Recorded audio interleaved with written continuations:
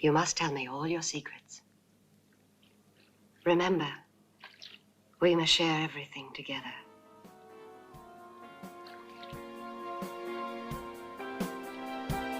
Everything.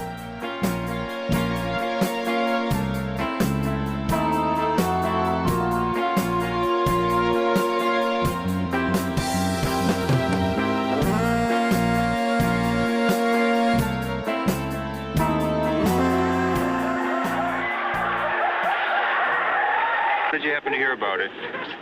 From some friends who saw it and thought it was absolutely marvelous. Probably I'll be very insulted. Rex Reed told us that it's fabulous. Would you come out at midnight to see it? Why go home at midnight? What are you going to see there? I guess there are just two kinds of people, Miss Sandstone. My kind of people and assholes. It's fantastic. It's the third time I've been to it. It's an incredible head scene for people. Oh, it's marvelous. Absolutely. Disgusting thing I've ever seen in my whole life. Not to be believed. Absolutely outrageous. It was divine. Fabulous. Oh my God, please do it!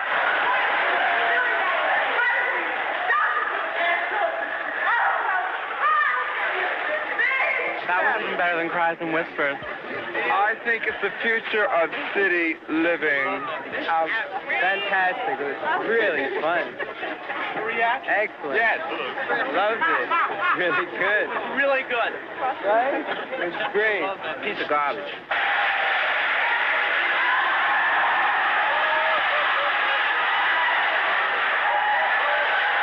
The only part I didn't like was snakes. I have an aversion to snakes. It was divine. I love religious movies. It's a little gross, but I liked it. Well, it was really the grossest film I'd seen. I think John Waters has got his finger on the pulse of America. I think he's got his thumb securely up America's ass. I enjoy dirty things as much as everyone else does, but this isn't even dirty. It's just disgusting. Hello, this is Annie Rose Malamet, and you're listening to Girls, Guts, and Giallo. I have a very special guest with me today, Renee Beaver, who's one of the hosts of what I consider to be a sister podcast to this podcast, Attack of the Queer Wolf. Thank you so much for talking to me today, Nay. I could not be happier. All I ever want to do is talk to you. So we're trying out this phone call thing. It's hard for me to sometimes get to the studio at my job, and it just, coinciding with my days off, like I'm off today, so I didn't necessarily want to go to my job to record this, but I wanted to have you on the podcast, and you're going to be on again for sure. So I'm just also like trying out all these different recording formats, trying to give myself like audio challenges. So this is one of my challenges today, and I'm pretty proud of myself for making it happen. I'm happy to be part of any of your experiments. Yes. And today, Nay and I are going to be talking about the 1972 John Waters classic, Pink Flamingos. Oh, Jesus Christ. Yeah, we are. I'm really excited about it. So I rewatched it last night and took some extensive notes. Nay, do you want to tell us a little bit about who you are and what you do, what you're about? My name's Renee, or Nay. And like Annie said, I am a co-host of Attack of the Queer Wolf, which is a queer horror podcast produced by Blumhouse Productions. And I've been doing that for about a year now. And so in addition to loving horror movies, I'm also a queer, fat Black woman who's an artist. And I live in Los Angeles and have been here for about the last 8 years. I don't know what else to say, but those are some things. Great. That's a great introduction. And Renee and I met in 2017 when I curated an art show in LA called Fatter IRL, which featured all fat identified artists. And we were just friends on Instagram. And then I asked you to be in the show, and then we just kept being friends. I'm so happy that we met that way. I could not believe that someone was asking me to put my work in a show, by the way. Well, you're so talented. I remember taking a screenshot of the message and showing my bestie, like, can you believe this person wants me to put my work in a show? Oh my God. Well, you're so talented. And I'm so honored. And it's so amazing to see what your art has become and where you're showing it now. And I just also, I don't know, I just love that you're on Queer Wolf. Like, you're my favorite part of that podcast. And I was so happy to be on it. I was on Attack of the Queer Wolf talking about Dracula's daughter. So I love that we have all these intersections in common. Yeah, I mean, and if you lived in LA, you would be my co-host on Attack of the World. Oh my God, I would love that. I talk about, it's so funny. I plug Attack of the Queer Wolf. I don't know how much you listen to this podcast, but I plug Attack of the Queer Wolf constantly. So I just love y'all. You're so sweet. So when was the first time that you saw Pink Flamingos? Was this your first time watching it? No, I saw pieces of it very young, and I wish I could remember the age, but I just remember I have a half brother that's 10 years older than me, and so usually the way I would get access to anything was because he was watching it or listening to it. And I remember like him watching it one night, but he was sneaking to watch it. My mom she would have killed both of us for watching it, but he was sneaking to watch it, and I was sneaking to watch him watch it. So I'm like halfway like down on our stairwell in the apartment I grew up in, and like peeking around the corner to watch him watch it. And I don't know how old I was, but definitely like single digit age, probably like 8 or 9. Amazing. And I could not believe what I was seeing. And I, of course, was still like very deep in Christianity at that point, deep as a 9-year-old. But you know, you see those little kids crying about going to hell. That was definitely me. And although I thought everything that was happening was sinful, I was like, what would it be like to be the filthiest? You know, like that sounds so cool. And I definitely felt guilty about thinking that, but I was kind of obsessed. Oh my God. But I didn't watch it in its entirety until college. Like, I think I kind of forgot about it. I don't know if I like blocked it out or what. But then got to rewatch it and thought I was watching it for the first time, but started to remember like, oh, actually, this is that movie that you were sneaking to watch that I never knew the name of because I couldn't ask anybody and I couldn't let anyone know that I watched it. And so it's probably been 5 or 6 years since I've watched it. So I rewatched it last night. Yeah, I first saw it. I became really into midnight movies in high school, and I watched a documentary about midnight movies. And I also my friend had gifted me a book called Cult Movies in 60 Seconds. So it was just like an encyclopedia of cult movies, and this was in it. And back then, like 2005, it just wasn't as easy to find movies to watch whenever you wanted to. So, unless you were like going to buy the DVD or something online. So I actually caught it on TV really late at night, and I just fucking loved it. Like, it's so funny. Like, it captivated me.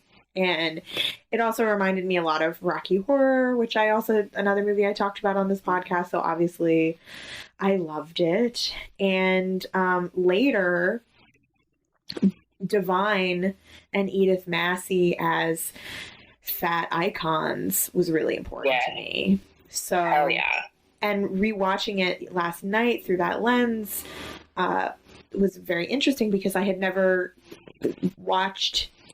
watched it since becoming radicalized as a fat person. So Same. it was awesome to watch it through that lens. And that's, part of why I wanted to have you to talk about it, because I know that these are things that we discuss a lot and something that we've talked about on the other podcast that I used to do, where I interviewed you about your practice. Yeah. That's something that we talked about. So the film was written, directed, and narrated by trash connoisseur John Waters, who I'm sure if people are listening to this podcast, they know who John Waters is. Right. And he had already made the short film Eat Your Makeup and the feature films Mondo Trasho and Multiple Maniacs. So Mondo Trasho he made in 1969. It came out in 1969.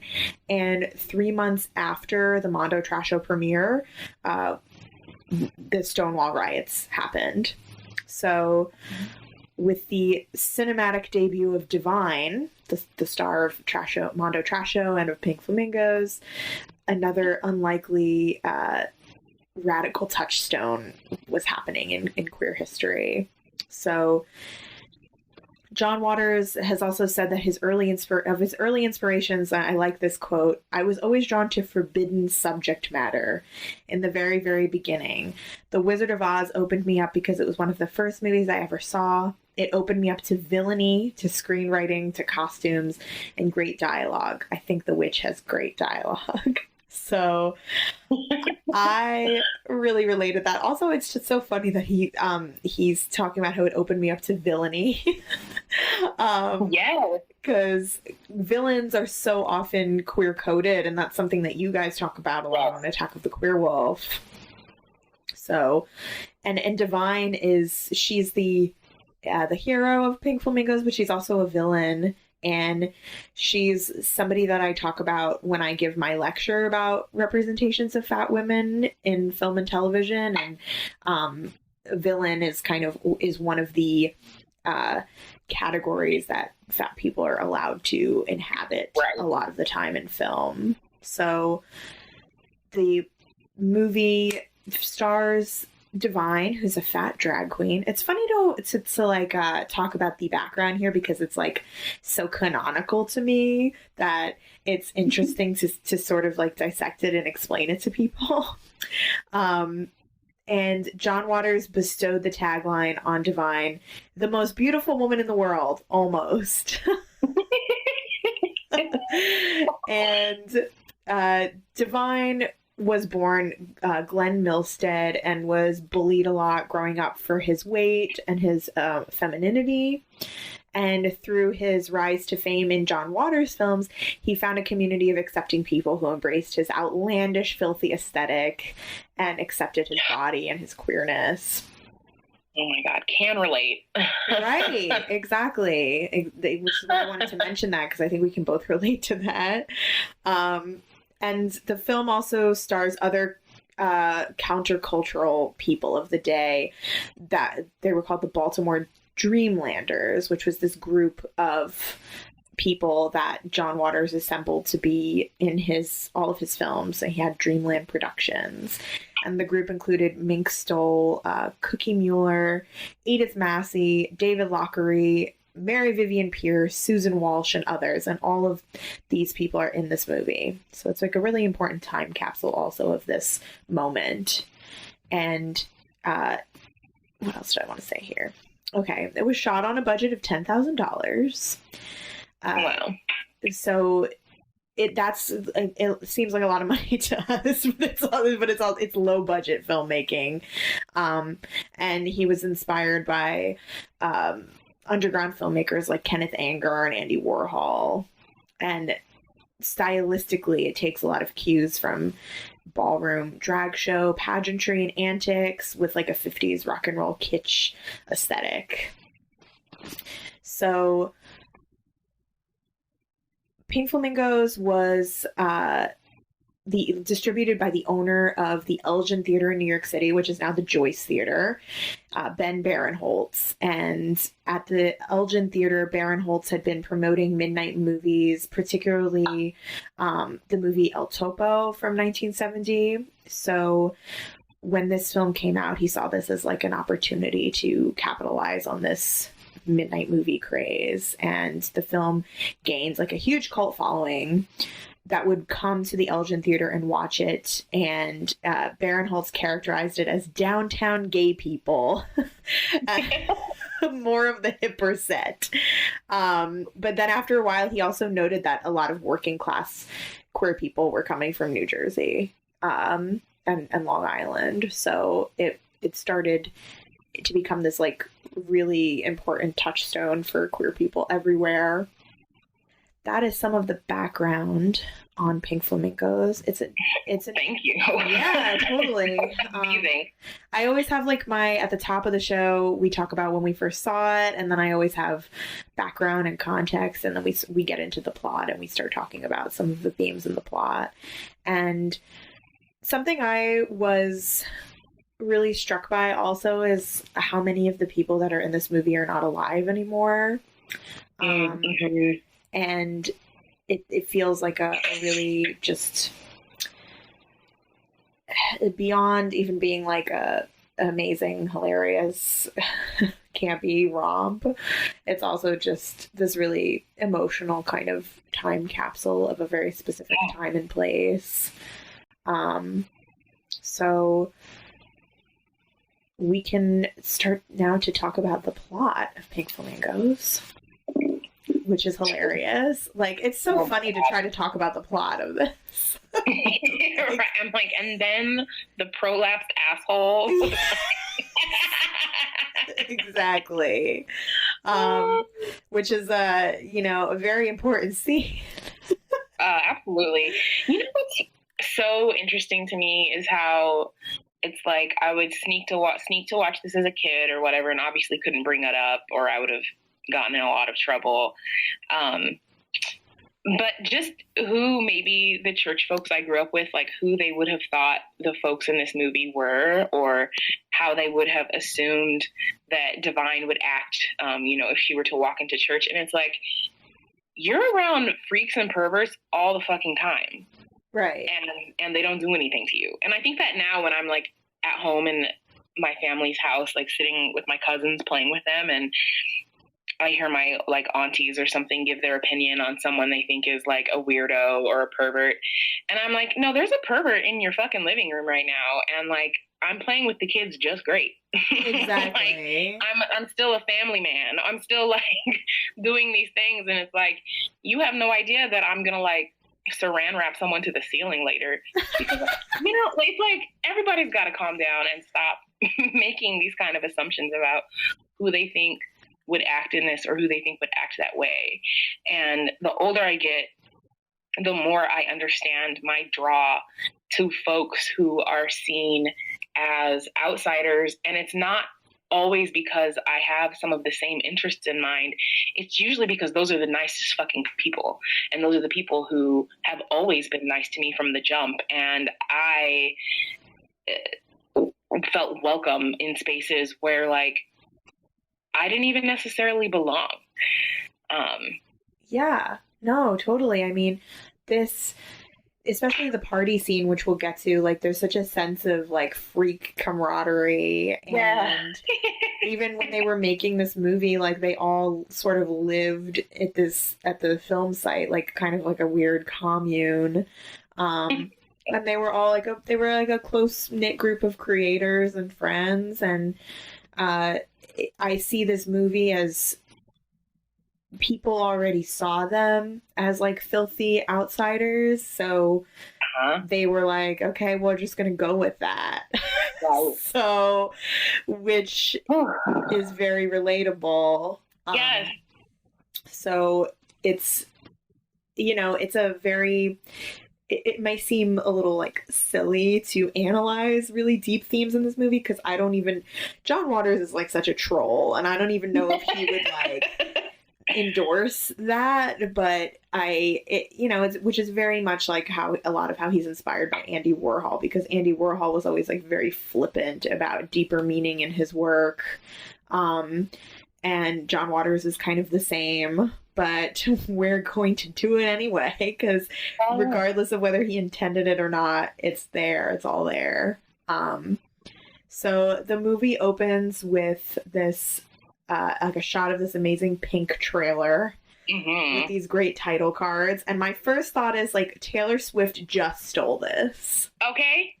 Like it's, you know, we as queer people know that video is like ridiculous and like totally appropriative, but that is such a the pink trailer is such a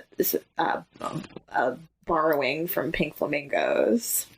Yeah, and like it's so rude that in her video, you know, she's like typecasting poor folks as like the enemy or as the ignorant people, and I'm like, oh, so you didn't watch the whole movie, huh? Because oh, I mean, the poor people in this movie are the heroes. Exactly, and the queer people, and like yeah, if you're gonna steal, you've got to really like do your homework, you know? Yeah, absolutely.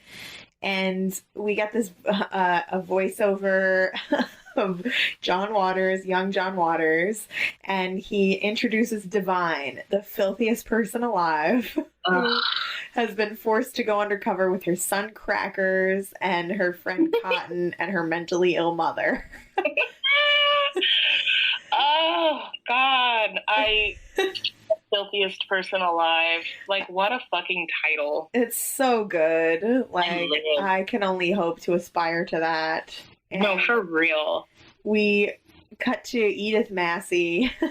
Okay, yes. A baby playpen begging for Babs, aka Divine. So Babs is like Divine's undercover name, to give her eggs.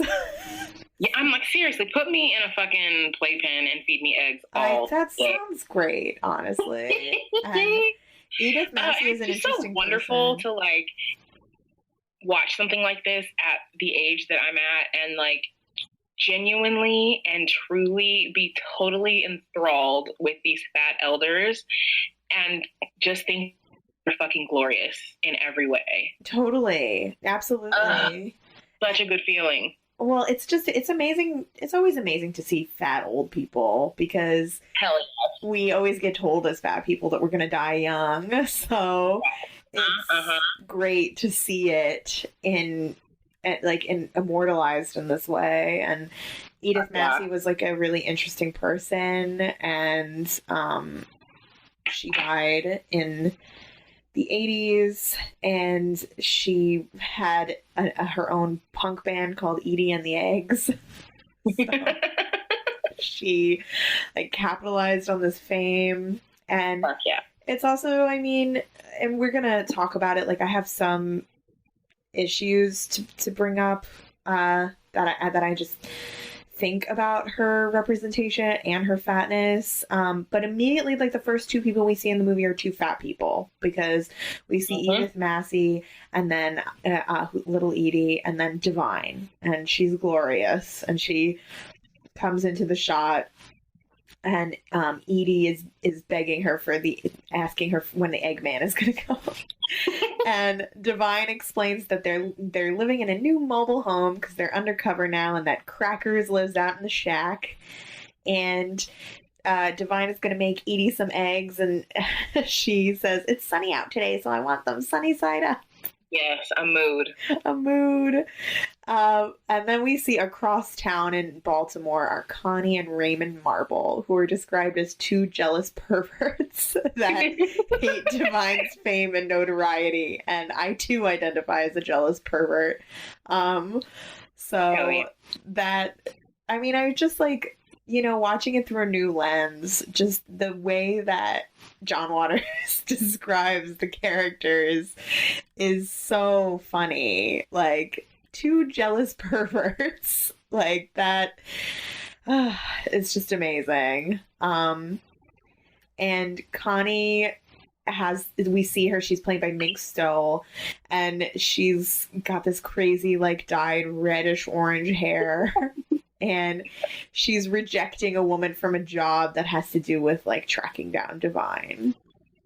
And she says I guess there are two kinds of people: my kind of people and assholes. Yeah. Mood. Right. Truth. So we also meet Crackers and his chickens. And yeah, we do. He's talking to the chickens about the date he's going to have. And Divine is all dressed up and she's going to take Crackers to town. And she says, I'm all dressed up and ready to fall in love. Which I just, I think at the time when I first saw it, like, it reads as very campy and funny, but it's also like, Divine is just as much like a weird sexual pervert as anybody else in this movie. Yeah. Which is great, and to see that as another fat person is really important, no matter how bizarre the representation is. Absolutely.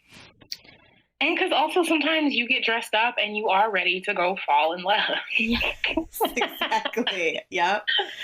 She says, I haven't fallen in love in 3 whole days. I'm just itching to find someone with a little imagination.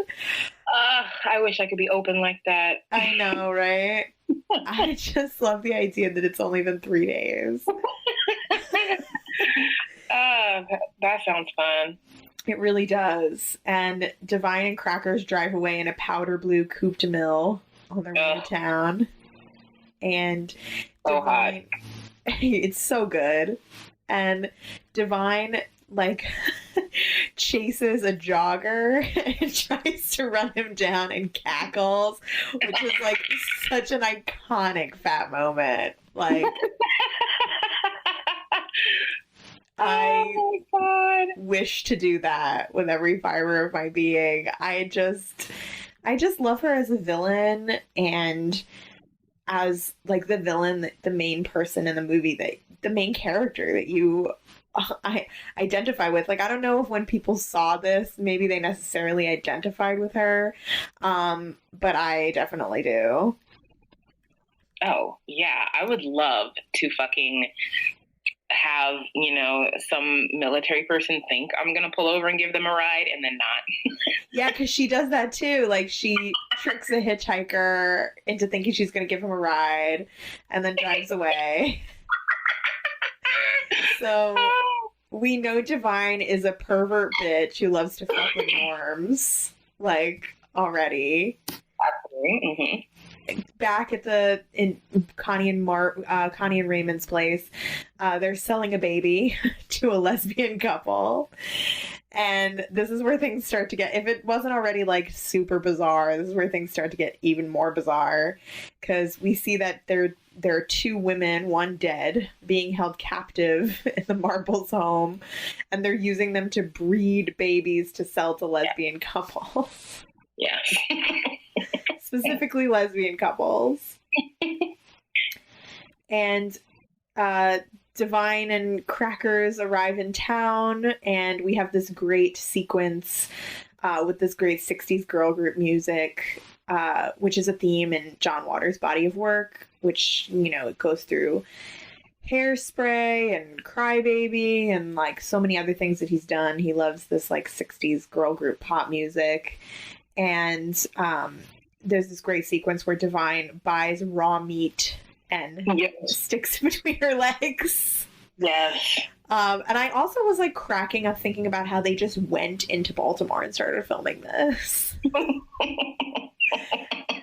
And there also the scene where Divine is, like, strutting down the street and people are gawking and staring at her. That was a real scene, and those are real people. Like, those were not extras. And the first major theme I thought about here at this point was, like, fat resistance in the face of this gaze. Right. And yeah, she's just, like, walking down the street and, like, waving back at people who are staring at her, and, like, that, it was for a movie, but it was also real. Like, it was happening in real time, in real life. And that is something that I feel like Divine inside every day when I walk down the street. And I don't know, like, what did you have any thoughts when you saw that scene? Yeah, I mean, I felt pain, of course, because it's so relatable.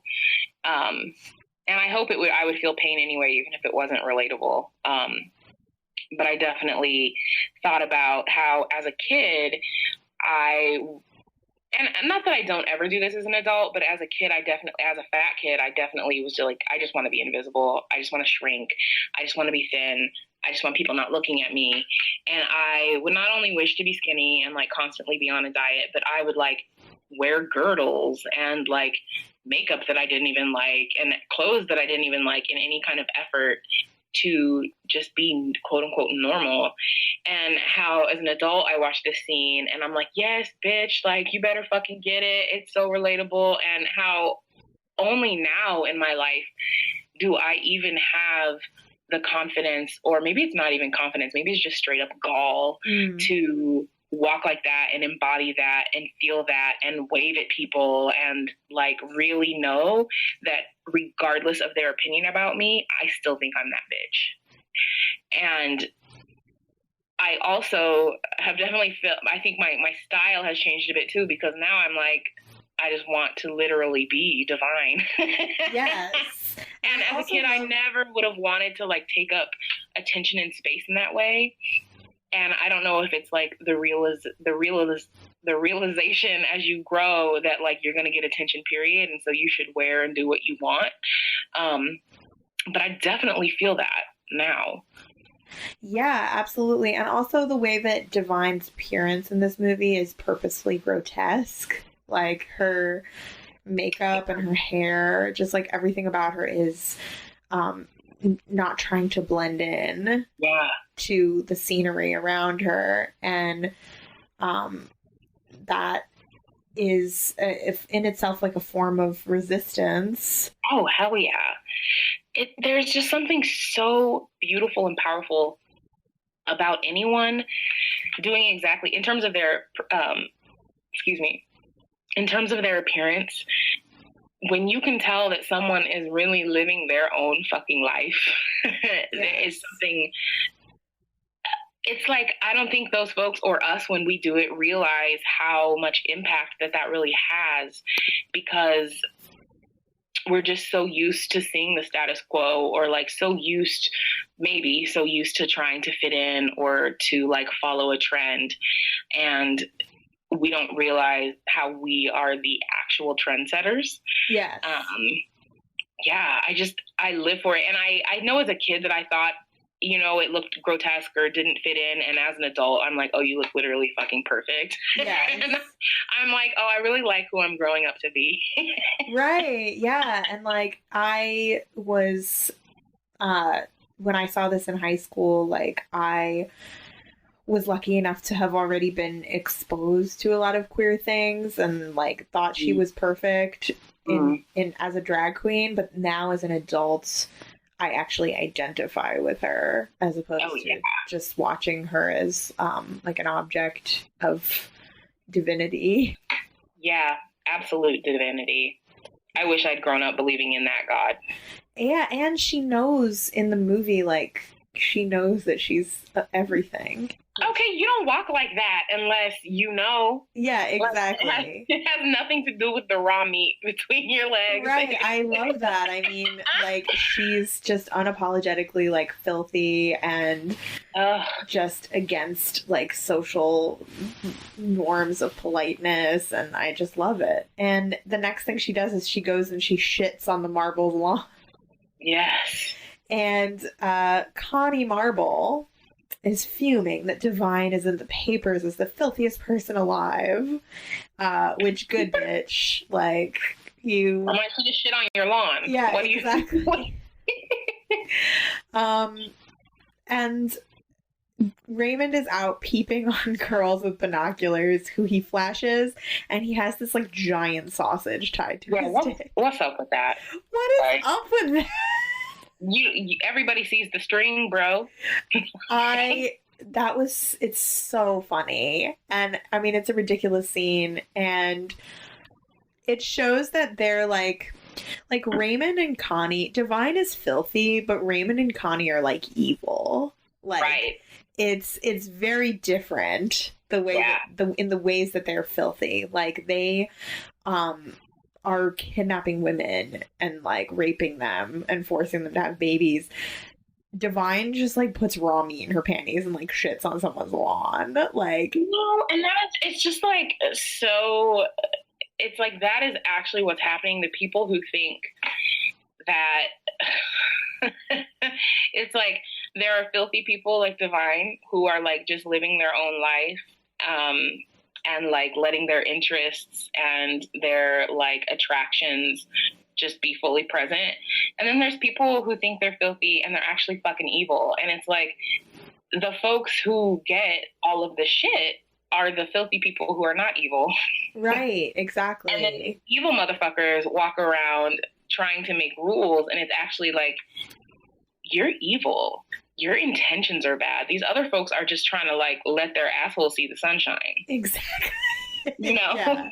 No, totally. And this is also when I started to get maybe this like this idea that Connie and Raymond are like they're like these fake norms who just dyed their hair and now they're like gentrifying filth. Yes. No, they're and they have this like mansion, and Divine is actually like living in a trailer, like is an actual outsider. And yeah, it's like your filth freak lifestyle is something you have tried on, and like maybe you like some of it or whatever, but it's not genuine whatsoever. Absolutely. And they're trying to do everything to take Divine down. They meet with Cookie, who's actually played by Cookie Mueller, who promises to get info on Divine. And she says, I may have to degrade myself for Divine's son. So we know that this is the date that Crackers is meeting up with. And they explain that they have a baby ring and they own porn shops, the Marbles. They own porn shops and they push heroin in inner city schools. So again, the Marbles are like filth gentrifiers and Divine is the real deal. And they're like norms co-opting queer filth. And it just reminds me so much of like people in Brooklyn who like straight people in Brooklyn who like dye their hair and now think that they're like so alt. And yeah, like I have an undercut. Yeah, exactly. Exactly. And sometimes my boyfriend wears my jumpers, so we're queer now. Yep, exactly. And Cookie and Crackers are on a date at the trailer, and Cookie is horrified by Edie. And Edie is like telling Cookie about how Divine is going to have this birthday party. So Cookie's like getting the intel. And then we have this hilarious scene where Crackers and Cotton are talking about how it's almost time for him to fuck his date, and Cotton is like super excited and wants to watch. Yes. And so we see that they're actually kind of together, and Crackers just really like brings these women over to fuck them for Cotton. So they're like just absolute pervs, all of them. And Crackers promises Cotton that he's going to do something new to show her. And she says, can we have some blood in this one? Just a little bit. And then he also like tries to touch her, and Cotton's like, just don't touch me because it ruins it. And he's like, I'm not touching you. It's just like, it's so funny. So now we get the chicken scene. Iconic. This is crazy. Like, Crackers in this scene. So Crackers is fucking Cookie with one of his chickens between them. And they kill the chicken. And supposedly they didn't actually mean to kill the chicken when they were shooting it. But when you fuck with a chicken between you, yeah, the chicken's gonna die. You're gonna hurt the chicken. For sure. John Waters is like really flippant about it, and he's like, well, at least we ate it afterwards. So, yeah, I mean, people kill chickens every day. Right. So this scene was like a really big deal, this chicken death. And it could never be made today, to be honest. Oh, yeah, no, it could, no, for sure. It could never. And it's a really like there's like really no words. Like, it's just disgusting and horrible for the sake of being disgusting and horrible. And I can't help but like laugh at it because it's as like, I remember I saw an interview with John Waters once, and people always say, like, he said, people always ask me if I was on drugs when I made Pink Flamingos. I wasn't on drugs when I made it. I was on drugs when I wrote it. But I have to imagine that everybody else to do these scenes was on drugs, because how else could you? Cookie watches them fuck this chicken through the window, and then the Eggman comes and visits Edie. So I wanted to talk a little bit about in this film. This is another thing about this film is it's considered to be like a piece of abject art, and I wanted to talk a little bit about like fatness as abject in this movie, because the fatness is, you could see it as being celebrated, but it's also part of everything in this movie that makes it abject. For people who might not be familiar with the concept of abjection, it's described as a process by which one separates one's sense of self from that which immediately threatens one's sense of life. So people see fatness as threatening like a social order, and they see it as threatening their sense of being able to control their own mortality. A really common example of abjection is one's reaction to gazing at a human corpse as a direct reminder of the inevitability of death. So Julia Kristeva is a theorist, and I'll link this for my patrons. I'll link all this information for them in my newsletter. But she has a theory, a book called Powers of Horror, on the theory of abjection. And the feeling that an individual experiences or is confronted by what Kristeva terms as one's corporal reality, or a breakdown in the distinction between what is self and what is other. So people see fatness as this abjection, as this other, because it's also, unlike a lot of other identities, it's an identity that you could enter at some point. Like anybody has the potential to be fat. So it's a really common examples of abject art would be like the artist Ron Athey or Genesis Peorage and Gigi Allen, who like directly confronted themes of abjection, like by using their own blood, by altering their body. Like, these are all things that are considered to be in direct threat or contrast to like the concept of healthy human life as we know it.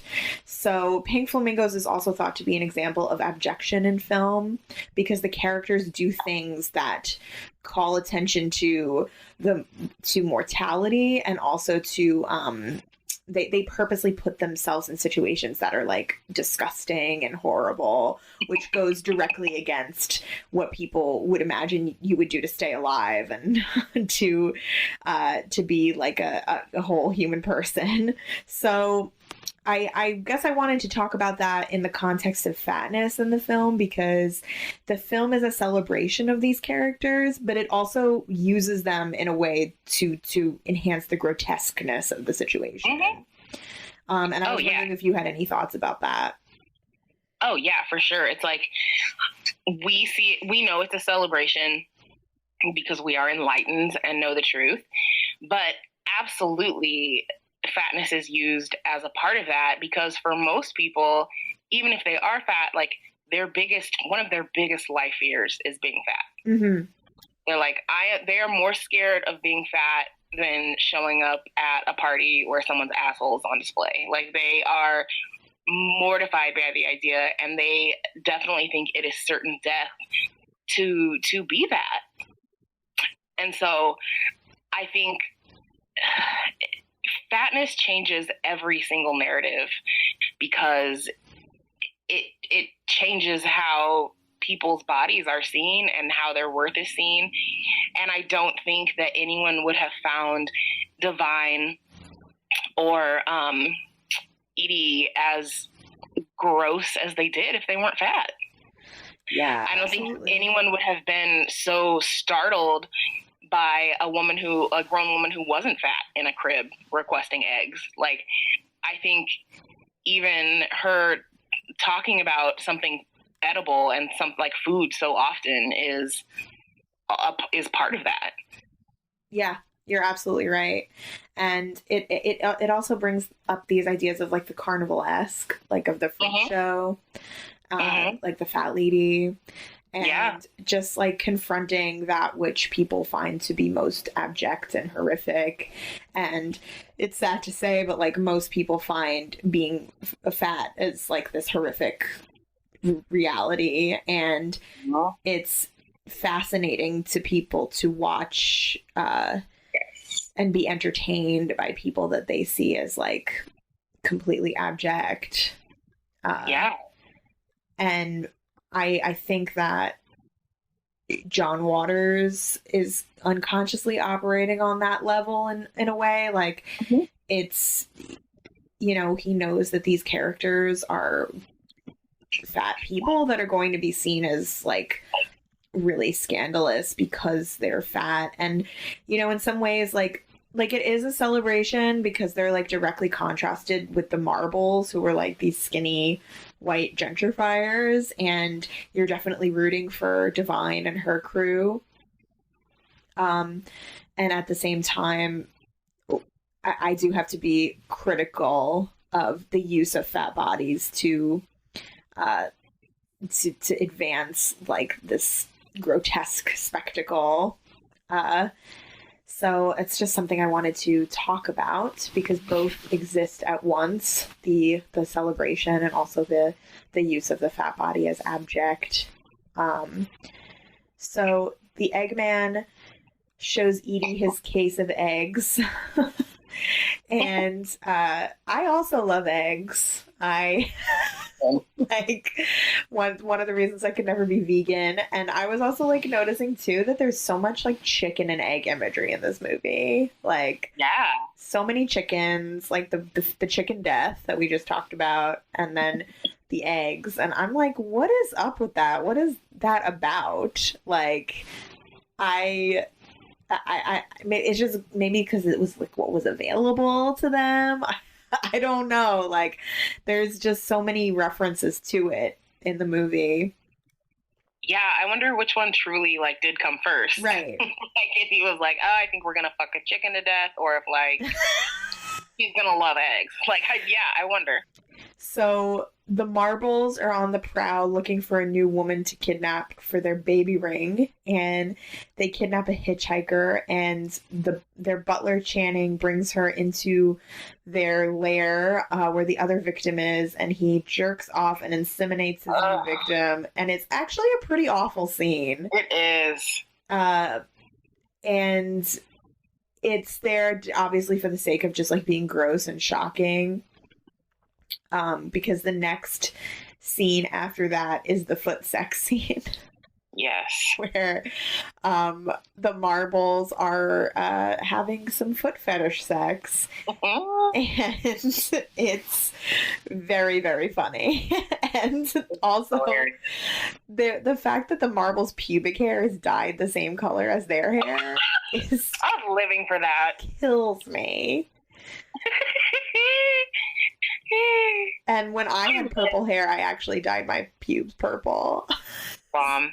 So I was probably inspired by this movie. Cookie calls in and is demanding to be paid off right now, and she gives all the Marbles all the info on Divine, and they're also plotting to give Divine some horrible birthday gift. And then they have more foot sex, and they have this amazing exchange where Connie says, I love you even more than my own filthiness, more than my hair color, even more than any shit, than my own shit do I love you, Raymond. And she's like, more than the sound of bones breaking. And he says, more than the sound of babies crying, even more than the thought of original sin itself. And just like one of the many great exchanges in this movie. And Divine is grilling steaks outside in a bra mood. And I was also thinking, like, it's so important to see fat bodies in various states of undress. Like, when I look at Divine's body, it looks like home to me. Yeah. Yeah, and just how, like, the amount of courage, or, I mean, I don't want anyone else to tell me I'm courageous for showing my body. However, like, the amount of work I've had to put in to be able to grill a steak outside of my bra, like, that is absolutely something I would do now, but even like 12 years ago, I wouldn't have. Right. I wouldn't even have had a sleeveless shirt on. I would have had a jacket over my arms. Right. Yeah.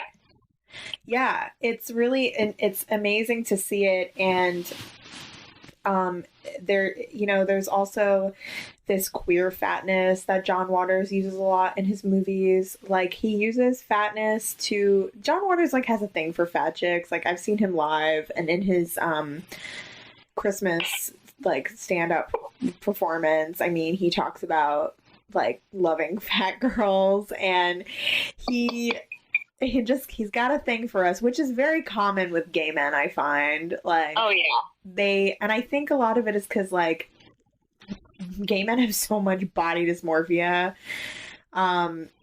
just for, like, being in community with each other, and I think to see, like, a fat, fabulous bitch just being like, fuck everybody is very appealing to them. And oh yeah, this is something we've talked about before.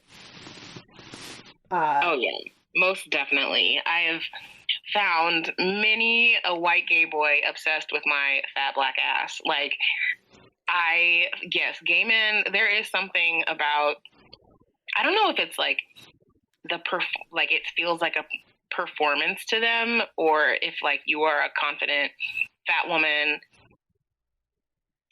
I don't think I've articulated this exact thing before, so I'm, like, stumbling, but there is something so freeing about watching someone else live their life and live outside of some kind of standard that you deeply adhere to. Yes. And it's like, this obsession happens because people wish they could be free like that, but the judgment is also still there because obviously they're keeping their body a certain way, or their fears are set up a certain way. Right.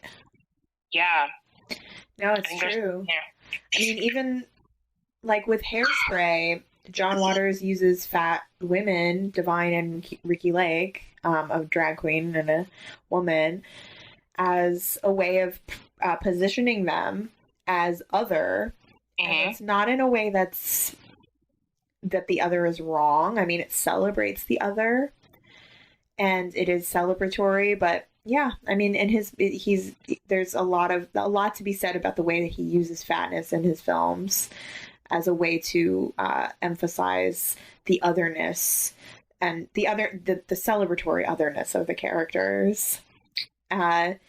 So the mailman tries to deliver a birthday gift, and Divine tells him to get the fuck off her property. And I love watching her be mean to men. Yeah. It's so good. Divine opens the present, and it's a turd. And yeah. She says, "This is a direct attack on my divinity." And I love how she just knows that she is, like, absolutely divine. And absolutely. The birthday card says, "Happy birthday, fatso. You're no longer the filthiest person alive. We are."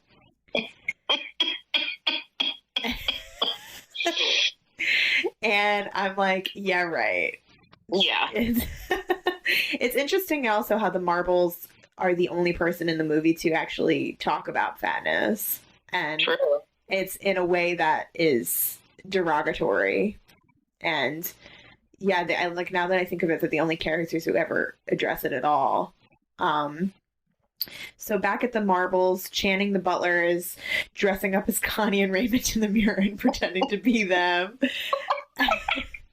The Marbles catch him, and I guess this is like a part of how we see that they're kind of fake filthy people, because they're so disturbed by him dressing up. Right. So Channing cries about his dress up hobby, and they like shame him, and Raymond locks him in the closet and calls him a closet queen. Mm-hmm. And, you know, whether John Waters meant to do this or not, like, this is really saying some deep things about the co-optation of that we've been talking about in this episode of queerness and filth by otherwise normal people who are just evil. They're not filthy. And Raymond, he locks him in the closet, and I was like, I'm a little horny. I'll admit. Right. And meanwhile, back at the trailer, Edie and the Eggman are engaged, and the Eggman loving Edie and promising her a ton of eggs is genuinely great. Oh. I love it. So hard. And she also says that she loves eggs more than him. And I just love seeing fat people kissing. Yes, absolutely. Agree. It's just like it's just so bizarre, and it's just like such a bizarre plot point, and it's also just like really lovely, like how much he actually loves her. It is. And I remember as a kid thinking it was hilarious, like the kissing, mm-hmm. and thinking like that will never happen for me. Mm. Like, this is funny because it's a joke that this fat person is experiencing that. Right. And I also thought at any point he was going to be like, I'm just kidding. This was all a joke. Ha ha ha. Like, who could ever like you? Because that is what would happen to me as a young kid. Anytime, you know, someone would like say they have a crush on me, it always would end up being a joke or like some kind of game. Right. And so, yeah, as an adult, I'm like, I love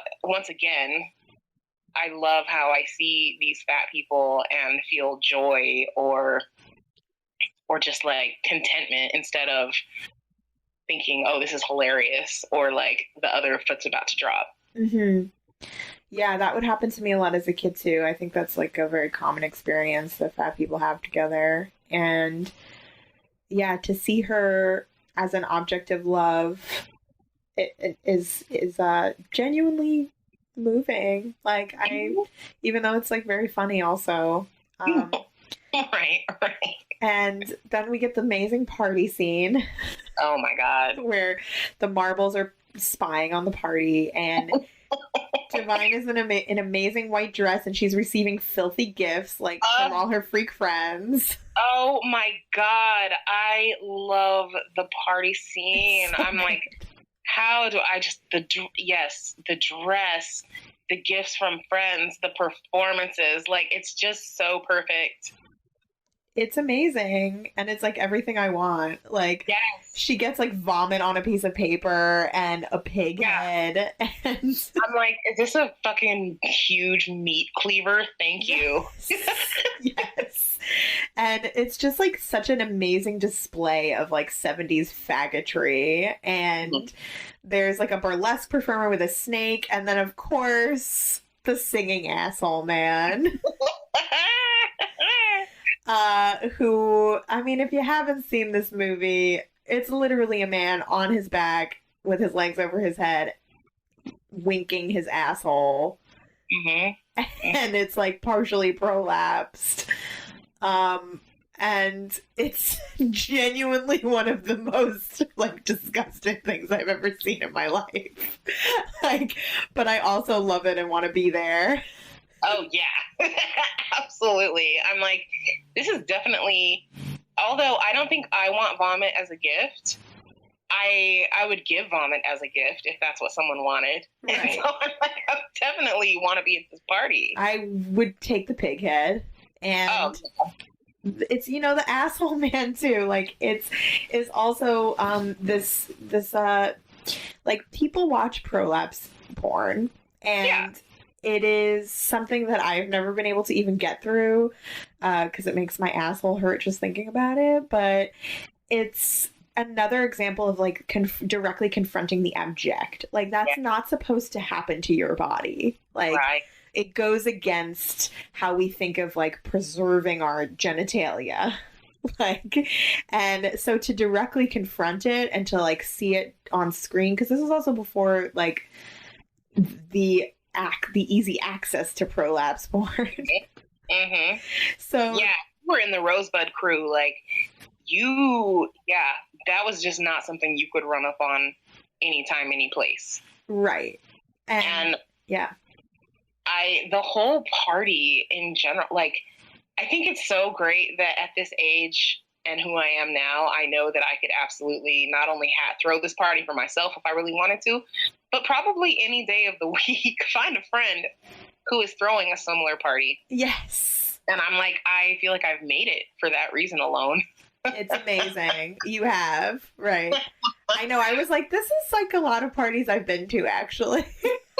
Like, it's that dress. It's the dress is amazing. Die for it. I die for it. And I love how it's just this like, it's like the filthiest wedding you've ever been to. Yeah. And you have to imagine also, I'm sure like that either Divine had to make the clothes or because in 1972, like plus size women's wear is like basically non-existent. So no, for sure. It's that makes it even more amazing. Mm-hmm. So the Marbles, the singing asshole man is like the last straw for the Marbles. They're horrified. And they flee because they're not truly the filthiest people alive. They're hetero wannabes. Right. They call the fucking cops. Like, that's how you know. Cops. And the cops show up to the party and the guests kill them and eat them. Yes. Which, like, the pig head is kind of a foreshadowing for that. Oh yeah. Hell yeah. And it's an amazing scene. Edie and the Eggman get married. Raymond flashes another woman, again with some kind of meat tied to his dick, but this time the woman flashes back. Yes. Shows her dick. Yes. And she's played by Elizabeth Coffey, who was another Dreamlander, a transgender actress. And he's horrified by her, and it's like, it's playing off this like trans panic that straight men experience, but in like a way that's very much aligned with her and not him. And it's so funny. I'm like, good, scare him, like go away. Right.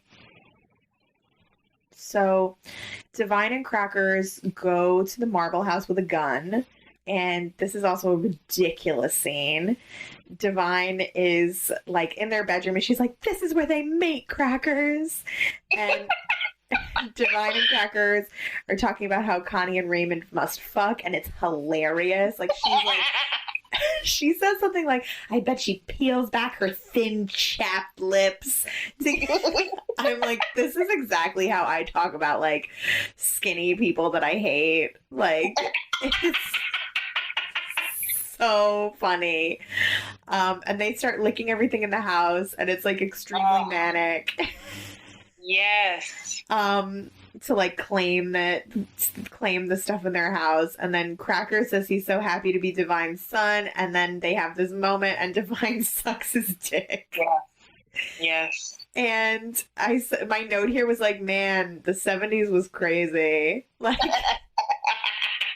she literally sucks his dick on camera. Like, that actually happened. And he's like, do my balls, mama. It's disgusting. I like they actually at some point cut this scene out of the movie to like get it to be shown in theaters. But now it's back. Yes, as it should be. I mean, also like pretty amazing to see a fat person sucking dick. Like, yes. I mean, I don't care that it's incestuous. Like, it's pretty amazing to see. Yeah. No, it is truly amazing to see. Like a queer fat drag queen like sucking dick, like that's pretty amazing. Like, you don't even see that now. Like, no, it's one of the only few examples I can think of. So meanwhile, the Marbles are at the trailer about to burn it down, and Divine and Crackers find Channing in the closet and interrogate him, and they find the girls in the basement and they free them, and the girls cut off Channing's dick And there's a great close-up of Divine and Crackers, their demented faces, like, brimming with glee as these girls cut off Channing's dick. And so they're villains, but they're heroes also. Like, they're not evil in the way that the Marbles are evil. Right. They're not calling the fucking cops. They're not calling the cops. They're not kidnapping and raping women. Like, there was the chicken incident, but it's beyond that. Like, they're just kind of contained. It's like a hazard of the job. Like, no one meant for the chicken to die.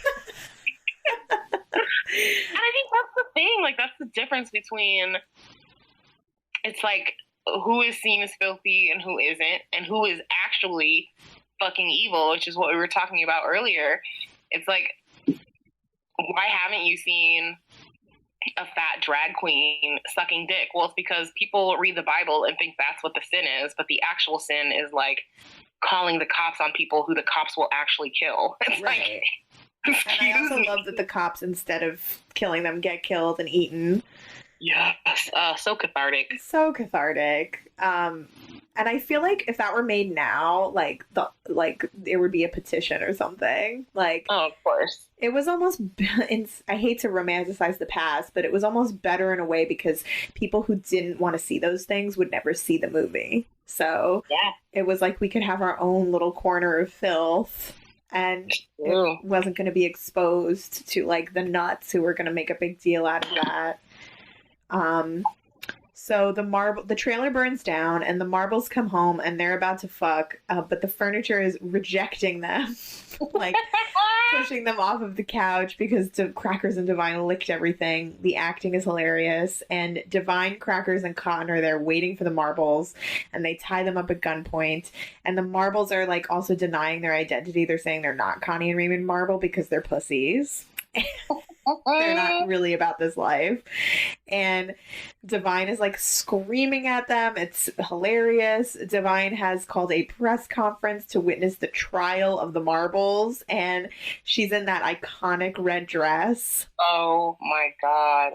And this is another really interesting, like, nod to celebrity and the spectacle and how, I mean, it's just like, it's an insane plot. Like, she's calling the press to, like, witness how she's going to murder these people because she wants everybody to know she really is the filthiest person alive.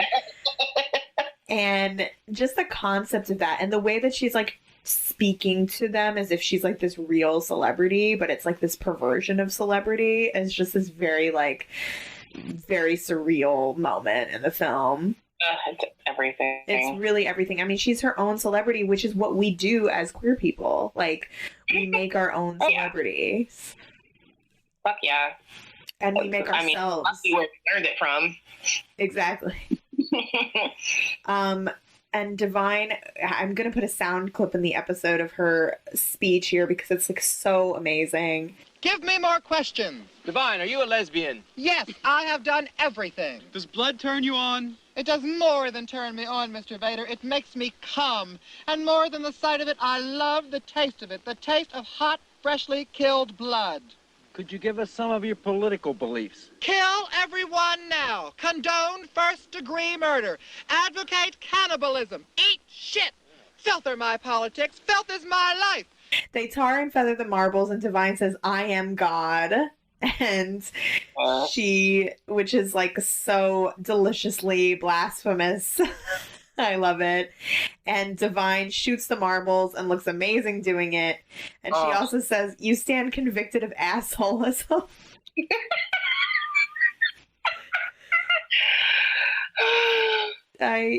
She's just everything. Everything. The crew is moving to Boise, and Divine says, "I'll have to change my appearance. Maybe I'll get a crew cut and look like a dyke." So good.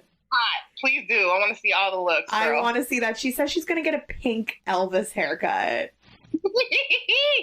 Oh my god. I want that. And Cotton is also like, "Me too, me too." Yeah. Oh, Cotton. And they're like in a really bizarre, disgusting polycule, the three of them. Yeah. per huge. Right, because Cotton also sleeps with Divine. And, you know, she's also like kind of in a relationship with Crackers. So they're talking about dyeing their hair, and then we get the infamous scene where Divine eats dog shit. And the final scene is really like notorious. Divine is eating fresh dog feces, and she would later tell a reporter, "I followed that dog around for 3 hours, just zooming in on its asshole, waiting for it to empty its bowels so that they could film the scene."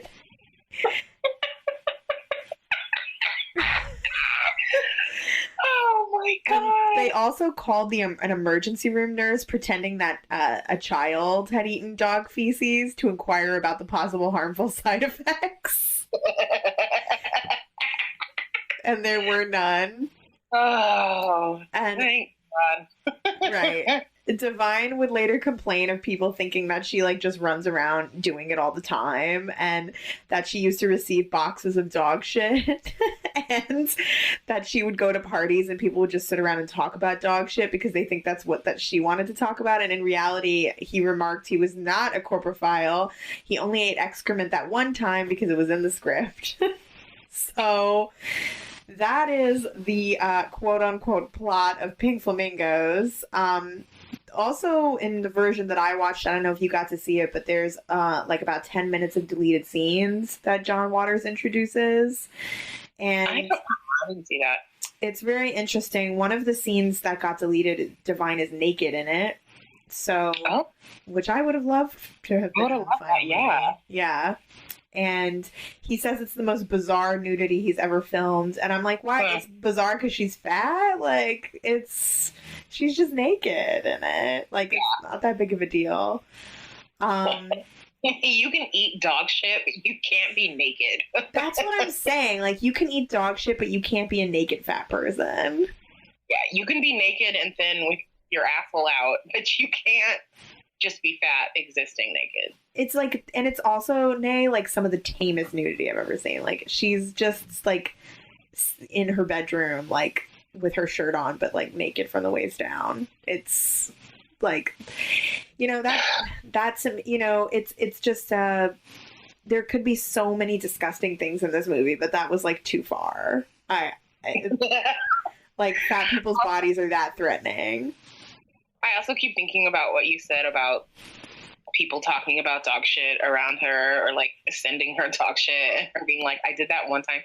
I think that it's like a foretelling of queer famous like social media where like you post something one time and then for some reason catches fire and like everyone thinks that's the thing you like or a thing you want to hear about. Right. Yes. Or maybe, and not just like famous queer folks, but like maybe it's just like an internet thing. But it's funny to hear it in that context, like without social media, and just from a part in a movie that maybe like not even everybody saw, but people just got wind that she likes dog shit. So that's what we're going to talk about. And I mean, there's so many other things that happen in this movie. Like, do people also think that she just likes to murder people? Like, it's so... Yeah. Am I going to put a stake between my thighs? Like... Right. I mean, I guess it is also, you know, reading a little bit deeper into it, it also goes back to this idea of, like, fatness as abject, because it has to do with ingesting food. Yeah. And... True. It's... You know, people see that as like people always say that fat people like eat shitty food, and this person is like literally eating shit. And it's like I'm not saying it in the best way that I would necessarily want to if I had more time to articulate it, but there is something to be said there about the willingness to watch a fat person eat shit, but not their naked fucking body. Exactly. You're right. You're right. And it's like, even in this movie, which is like such a celebration of filth and depravity and otherness, there are these reflections of a greater societal, cultural myths about fat people, and it's not explicitly addressed, but it's there. And there was also this other deleted scene where it's so funny. Crackers and Cotton kill Cookie, and this didn't make it into the movie, but their Crackers like feasts on Cookie's dead body, and then he says to Cotton that he loves looking into her eyes because they're like cunt eyes. And it's like looking into two cunts. And John Waters is like, I don't even know what I meant with that one. So funny. There's also a scene that was covered. But it was like a compliment. I might use it, honestly. Right. I'm like, if someone told me that my eyes look like cunt eyes, I'd be like, oh. Thanks. Am I in love? Right. Just want to stare into your cunt eyes. Right. Then there's also a scene that got cut where Divine and Crackers and Cotton are skipping through a field singing "We Are the Filthiest People Alive" in Pig Latin. And in this version that I saw, John Waters also shows, which is like I think the remastered version from 1997 or something. John Waters shows the original trailer for Pink Flamingos, which is not a typical trailer, and I'm going to put the audio in at the beginning of the show, as I always do, but it's just people outside a movie theater in New York City, and a camera crew is asking them what they think, and they're just talking about like how much they love it and how wild it is, and you can see there's like a lot of queer people, like a lot of gay men, and they're like performing for the camera crew that's interviewing them, and they're like, oh, it's simply divine, and it really actually I'm like a sap, and maybe I'm just PMSing, but I started to tear up because it's pre-AIDS crisis. So it's 1972, and there are all these people that all look different, just like out and enjoying this moment of freedom and of like filth and perversion, and just like being able to embrace that without any kind of like anything else being projected onto them. And I know that a lot of the people that were in this trailer probably did not survive the next decade, and I just found it really like moving. Like even many of the Dreamlanders, many of the people who were in the movie are gone. Like Divine died in 1988 of heart complications, and Cookie Mueller died in 1989 due to AIDS-related complications, and Edith Massey died in 1984 from lymphoma and diabetes, and David Lockery, who plays Raymond Marble, died in 1977 from a cut that he sustained while on PCP, and it bled out. So it's, like there's this kind of beautiful freedom that surrounds this movie, and then there's like everything that comes after it, and it's just, you can't watch it without that heaviness there. Right. Yeah, and I think of that anytime I watch something that's queer, that for pre-AIDS crisis, and how we can never see it without that lens. Yeah, absolutely. I'm really glad you brought that up, because it's something that I feel like as a young person, when I would hear about HIV and AIDS, of course, it was always in the context of like God punishing sinners. And not until I was actually in grad school did I really understand what the AIDS crisis meant for queer folks and what it meant for gay men. And I didn't develop that like sense of sadness or that sense of respect even until I learned that. And now it's like when I think of that, or when I think of it through that lens and what you were just talking about, you absolutely can't bring that up without talking about that. Right. It seems to have been such a hugely formative time that still, has its effects, of course. And I feel like I was robbed as a kid not learning about that and not understanding the kind of resilience that queer people had and the tragedy of it, and not knowing that was just such a disservice to me, not just as like a young queer person, but just as a human being in general. And I am just so grateful to know better. Mm-hmm. And I felt that sadness as well. And I definitely thought about that. And I just wish that I could have known earlier. Yeah, I mean, it's always it's always important to bring up when you look at anything that is from this time, or I mean, this movie is interesting in that it is like buffeted by two really important events in gay history. Like Stonewall had really just happened, 1969, and then the AIDS crisis is like coming up very soon, like the late 70s. So it happens in between these two really important events, one which brought queer people out into the forefront, and one which like put us back into this place of shame and, being marginalized. And it exists in this very interesting moment that was just like this pure moment of freedom and joy. And that is really reflected in the movie, because the movie is all about that. I mean, it's all about just like embracing being other and celebrating that. So it's like a very, besides being like a very important queer film for the plot and the themes in it, it's also very important historically because of everything that comes before and after it.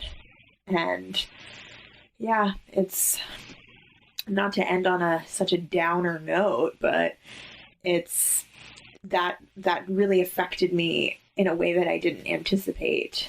And I always feel very deeply connected to queer history and seeing myself, and I consider myself aligned with the people in this movie, and I really, really relate to them. It's and then seeing the people watching it and coming out of the theater and being interviewed about it, I would have been one of those people. So it makes me feel connected to a larger history, and it makes me feel very joyful, and it also feels like something I have to grieve and mourn again, and grieve and mourn all of the people I'll never get to meet. And that I'll never, and that their art will never be seen. And like so many creative people died, and that I will never know about them. And that has to be remembered. Any other thoughts that you had about this movie that we didn't get to? I don't think so. Yeah, we really tore this thing apart. Oh my God, I feel so... I don't know, if you would have told me when I was a kid, like sneaking around the stairwell to like watch my brother watch this movie, that like one day you will have a conversation specifically about this movie and in celebration of it. I know, it's wild, right?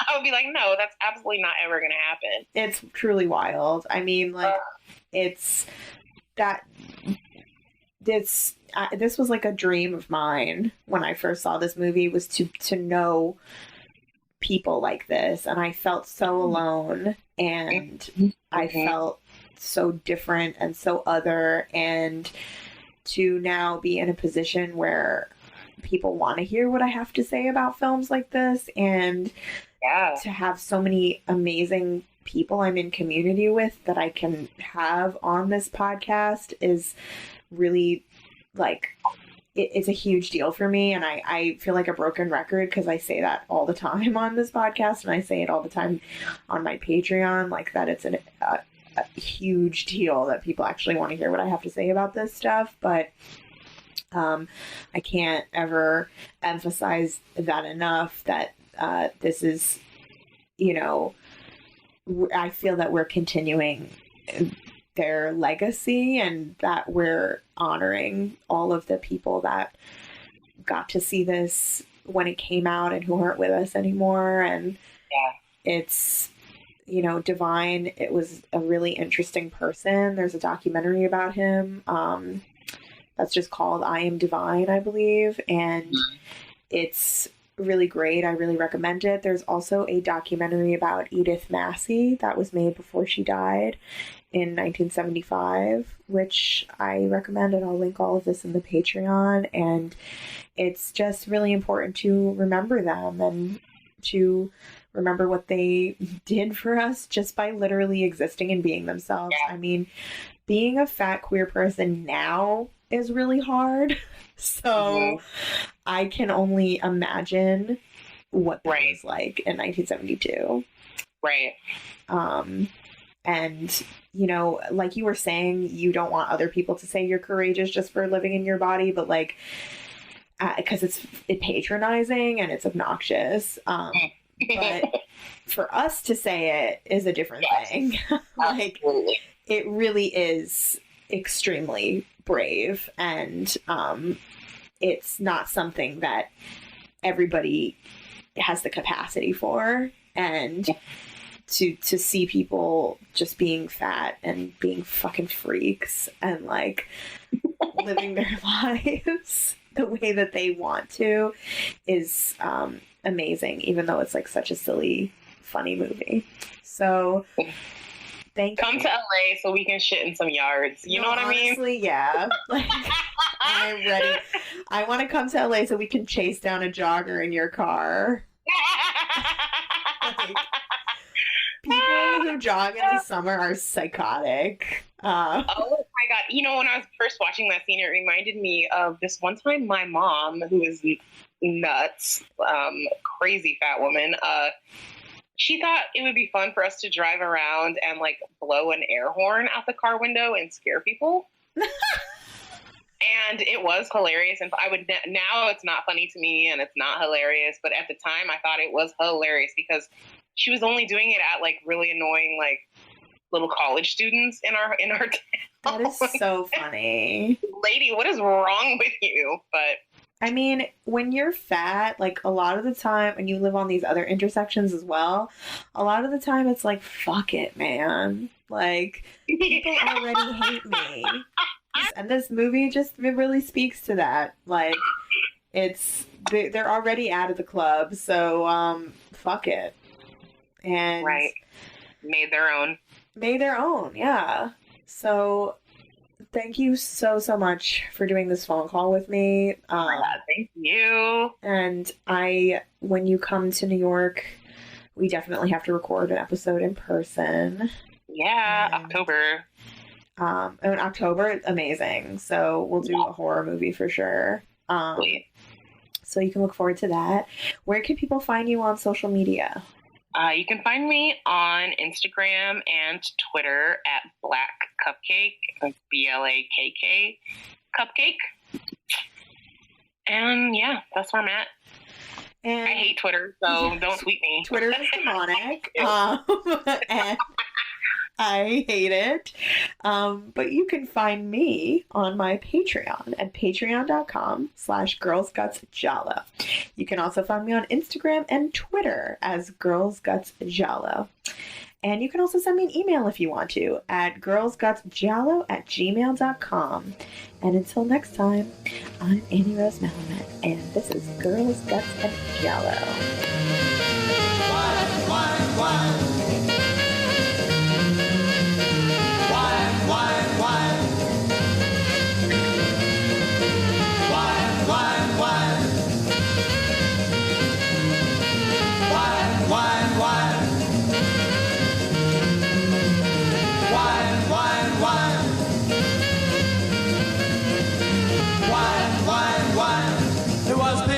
champagne that stole my gal from me. It was pink champagne that stole my gal from me. It was pink champagne where